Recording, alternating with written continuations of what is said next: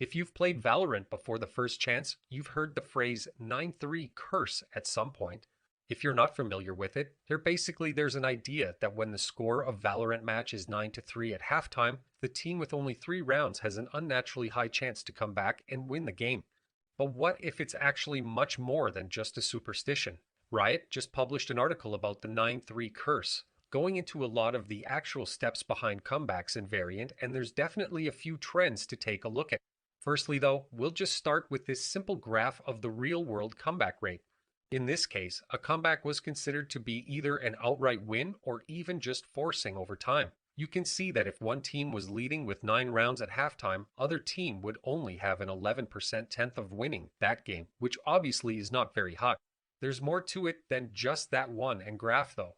When you start to factor in the maps and the attacking flash defending side, things actually start to look more likely.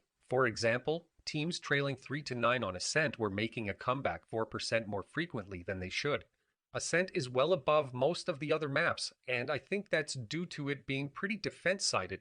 But still, the point remains that teams were making comebacks more frequently than they should across all maps. But why is that? It's actually because of the economy and how the first few rounds of Valorant have play out.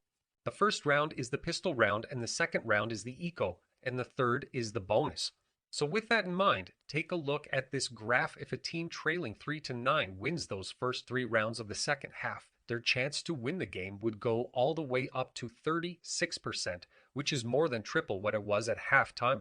Even though they're still down 3 rounds that have a massive economic advantage over the other team and in general aren't in good position to pile on more rounds. But what does this mean for you as the average Valorant player? Well, if you're the team winning 9-3 at halftime, then you should be careful not to overestimate the safety that lead actually gives you, because you can easily get too cocky and that could lead. The thing is getting out of hand pretty quickly. Alternatively, if you're the team losing 9-3, then you should take the opportunity of solving sides to reset your mental for the game.